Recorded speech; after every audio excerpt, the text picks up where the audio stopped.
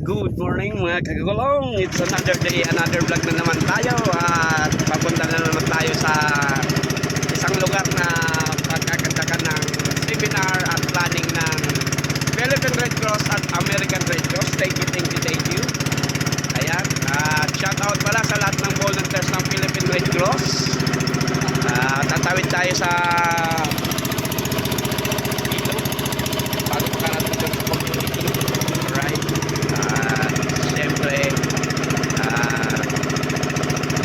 tayo para makita natin kung ano mga ginagawa sa community ng mga volunteers ng Philippine Red Cross. Alright. Yan. May mga kasama tayo. Kailangan naka-helmet.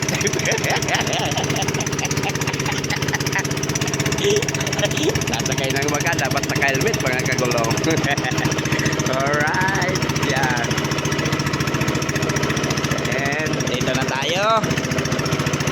At malayo pa ang ating lalakbayin. Sasakay pa tayo ng tricycle. Alright. Ayan. Nakatawid na tayo sa ilog. At may dala-dala tayo ngayong. Alright. Alright. Pwede. Ayan. Tricycle tayo. Bakit yung ganito? Bakit yung ganito? Hindi, bakit yung ganito? Hindi yung pagkakas.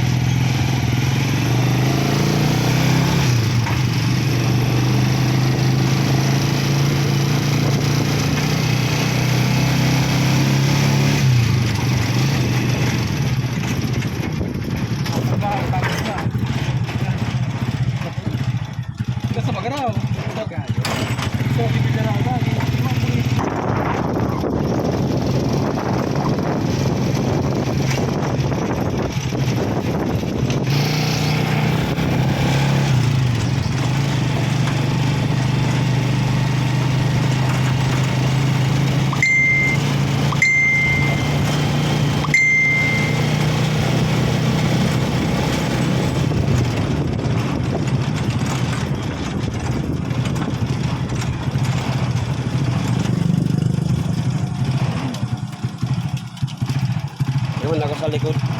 Kung ano ang ano. Motor. Iyo, ini yung ano. Baka mahulog ang. Right.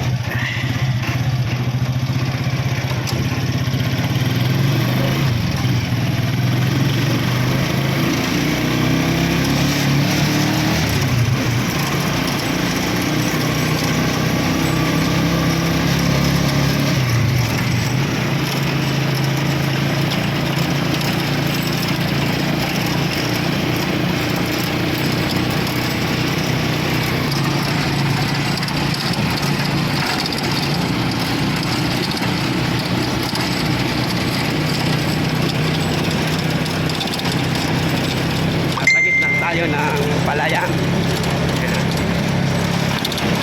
Both sides palayan niya.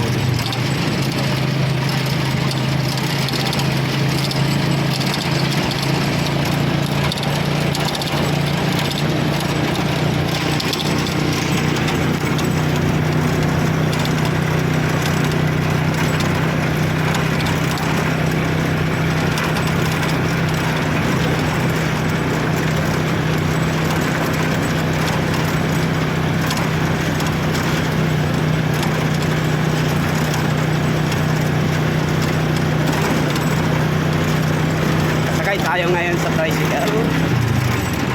Alright.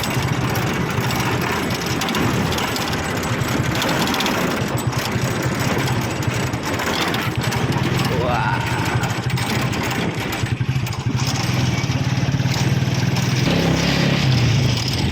Alright. At ito ang kalagayan ng mga magsasaka natin dito sa isla. Parang isla na rin ito eh. kasi napapalibutan siya ng ilog. Pero part pa to ng Kamsor, Kanaaman, Municipality of Kanama. Ayan, at ang hirap ng kalagayan ng mga magsasaka na tinatanim ay palay, tapos ang presyo ngayon ng palay ang baba. Yun ang grabing ano ng mga magsasaka ngayon. Ang ano daw yung ready to meal na palay ay 13 pesos. Tapos yung bagong ani kung bibili naman ay 9 pesos. Pero yung ano, bigas ang mahal. Pero pag bibilin sa mga magsasaka, ang mura. Kaya ang pinakang bottom line, ang kawawa yung mga magsasaka, wala silang power para silang magbigay ng presyo sa kanilang mga produkto. Ang bumibili ang nagbibigay ng presyo kung magkano. Baliktad. Pag bibili sila ng fertilizer o kahit anong mga chemicals, pesticides, ang ano, ang nagdidikta yung nagtitinda. Ngayon, pag sila naman magtitinda, hindi sila ang makapagdikta.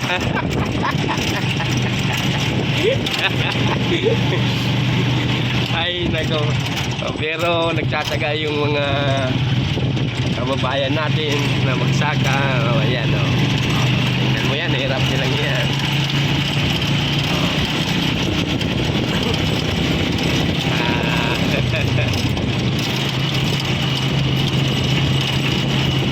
Pag oras na ng anihan, mura na ang palay. Yan o. Alright, mamaya na naman mga kagulong. Sunod na pag-roll ng camera. Alright, back to camera roll ulit tayo. Time check tayo. It's 11:51. 9 minutes para mag alas 12 at nagpe-prepare na ang community ng ating pagkain. Alright.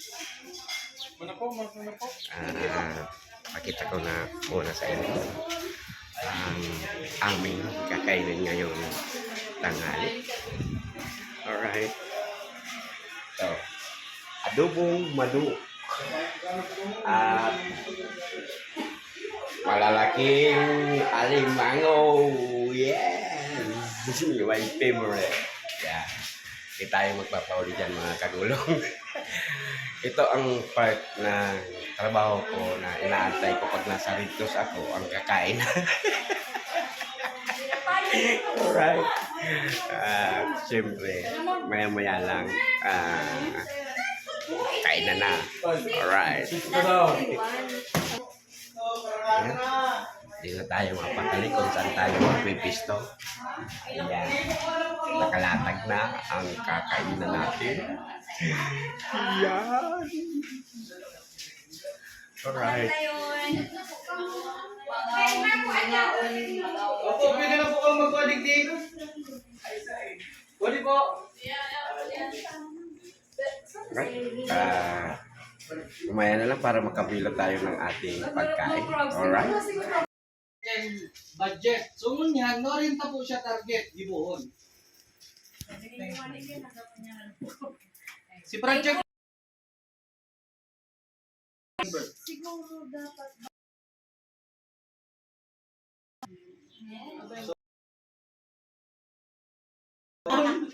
Sir Buntao. Ganin tipid madali. tama, maganda yan, no? Di ba man po dito? Tapos pagkatapos, assembly. So, October po. Iyon lang po yung October to November.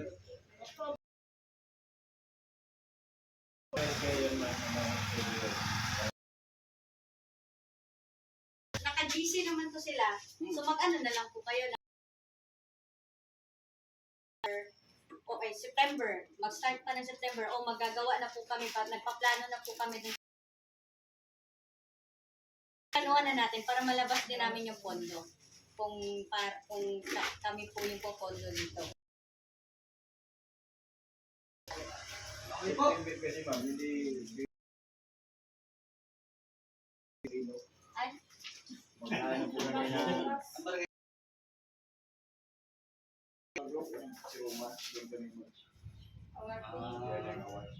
Sa kasi na po na-assign mag-table ka itong mga tupad idadala sa Israel.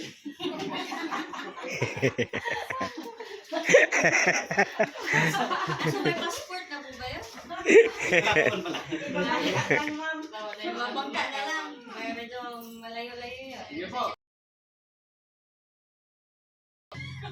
Ano daw po ang ahensya kung para ma-implementa po ining activity na ni kung sa'yo po kita mahalit ng tabang para ma-implementa.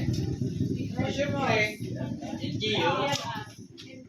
ano po ang mapa-facilitate? Ano po usually ang mapa-facilitate po kanay? Mga palit sa MDRR. MDRR. Tapos, syempre, Pwede din bago man yan mag-abot sa MDRR, NGO. barangay muna. Siyempre, ano po mo, request or ano. Yung po nga yan ang kulang ng barangay ta. Minsan nalilingaw ng request kung si sa yung feeling. Ano po, Kang ano kang halis sa itaas na ayun siya. Pwede mo na si MDR ang mag-facilitate, tapos mag-technical support ang Red Cross para mas malawak yung madaming tao yung nagpa-facilitate. Pwede nga natin isabay sa ibang, kaso malayo kasi yung ibang barangay, yung matandang silungo ko pala yun. Ano lang po,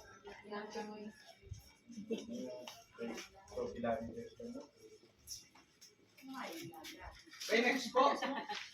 Diyan po sa remarks, ano po ang mga kaipuhantang mga dokumento para mag-gibot ako ng simulation exercise po?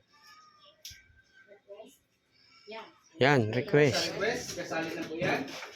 Siyempre, pero po, bago ta siya matest, ano muna ang kaipuhanta?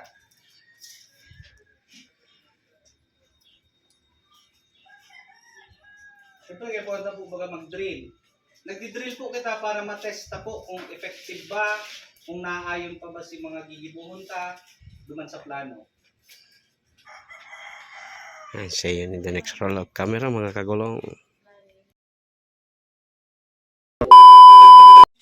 Alright, back to camera roll ulit tayo. Andito na tayo ngayon sa staff house. At tapos tayo ngayon sa activity sa araw na ito. At syempre, maraming salamat sa mga subscribers, sa mga magsusubscribe at sa mga baguhan sa ating videos. Maraming salamat po sa inyong lahat. Sa mga OFW, thank you. At sa lahat po, malaking tulong na po ang inyong panonood sa aking videos, lalong-lalo na sa mga di nag-escape ng ads. Thank you. Hanggang dito na lang po muna ang video sa araw na ito. Hanggang sa susunod na videos po ulit. Maraming salamat. Sana po nasa mabuting kalagayan at magandang kalusugan po kayo, mga kagulong. Hanggang dito na lang. Diyos mabalos!